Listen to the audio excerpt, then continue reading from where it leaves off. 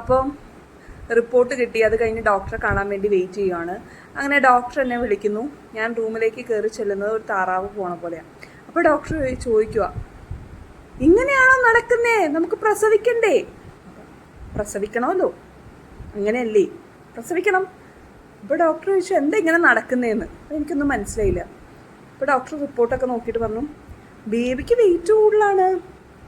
ബേബിക്ക് വെയിറ്റ് കൂടുതലാകുമ്പോൾ ആണ് നമുക്കിങ്ങനെ നടക്കുമ്പോൾ ഒരു ഇങ്ങനെ പെൻഗ്വിൻ നടക്കുന്ന മാതിരി നമ്മൾ പോകുന്നതെന്ന്.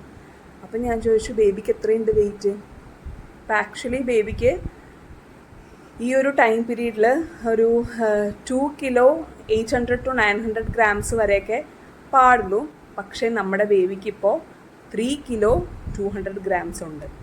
അപ്പം അതാവുമ്പോഴത്തേക്കും എന്താ ബുദ്ധിമുട്ടെന്ന് ചോദിച്ചു കഴിഞ്ഞാൽ, നമുക്ക് നോർമൽ ഡെലിവറിയിലേക്ക് പോകാൻ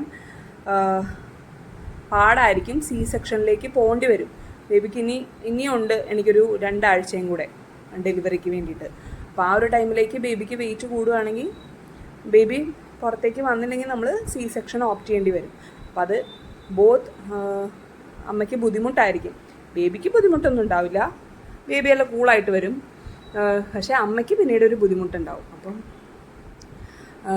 അതുകൊണ്ട് ഡോക്ടർ എന്നോട് പറഞ്ഞു, ഇനി മുതൽ വാക്ക് ചെയ്യണം, പിന്നെ അതേപോലെ തന്നെ ബട്ടർഫ്ലൈ എക്സസൈസ് ചെയ്യണം. ഞാൻ ചെയ്യുന്നുണ്ടായിരുന്നു, ബട്ട് സ്റ്റിൽ ഇനി കുറച്ചും കൂടെ ചെയ്യണം. എന്നാലാണ് നമ്മൾ നോർമലിലേക്ക് പോകാനുള്ള ചാൻസസ് കൂടുതൽ. അപ്പോൾ എൻ്റെ വിഷമം എന്താണെന്ന് ചോദിച്ചു കഴിഞ്ഞാൽ, ഇന്നലെ വരെ ഞാൻ Chennai biryani, fried rice, chilli പോർക്കൊക്കെ തിന്നുന്ന ഒരാളായിരുന്നു. ബിക്കോസ് അതൊക്കെയാണ് എൻ്റെ ഒരു ഇഷ്ടപ്പെട്ട വിഭവങ്ങൾ. ഇപ്പോൾ ഈ ഒരു ടൈമിൽ ഇപ്പം ഞാൻ കഴിക്കുന്നത് പച്ചക്കറി പുഴുങ്ങിയത്, യോഗട്ട് എനിക്ക് പണ്ട് ഇഷ്ടമായിരുന്നു, അതുകൊണ്ട് കുഴപ്പമില്ല. പച്ചക്കറി പുഴുങ്ങിയത് കഴിക്കുന്നു. ഇപ്പം എൻ്റെ കെട്ടിയൻ എനിക്ക് മധുരം എന്ന് പറഞ്ഞ സാധനം തരുന്നില്ല. അതാണിപ്പോൾ എൻ്റെ വിഷമം. സോ അപ്പോൾ അമ്മമാർ നേരത്തെ തന്നെ നടക്കുകയും അതേപോലെ തന്നെ കുറച്ച് എക്സസൈസും കാര്യങ്ങളൊക്കെ ചെയ്യുകയാണെങ്കിൽ അതായിരിക്കും ബെറ്റർ. പക്ഷേ ഡോക്ടർ സജസ്റ്റ് ചെയ്യാണ്ട് നമ്മൾ ഒരിക്കലും സിറ്റപ്സോ കാര്യങ്ങളോ എടുക്കരുത് ലാസ്റ്റ് സ്റ്റേജിലൊക്കെ ആകുമ്പോഴത്തേക്കും. അപ്പോൾ വാട്ടർ ബ്രേക്ക് ആവാനുള്ള ചാൻസസ് കൂടുതലാണ്. സോ നമ്മൾ എന്ത് എക്സസൈസ് ചെയ്യുവാണെങ്കിലും ഡോക്ടറോട് ചോദിക്കുക. ആൻഡ് ഡോക്ടർ അപ്രൂവൽ തരുവാണെങ്കിൽ നിങ്ങൾ ചെയ്യുന്നത് തന്നെയാണ് ബെറ്റർ. അപ്പം അങ്ങനെ ആകുമ്പോഴത്തേക്കും നിങ്ങളുടെ പെൽവിക് ഏരിയ കുറച്ചും കൂടെ റിലാക്സ് ആവും, ഓപ്പൺ അപ്പ് ആവും.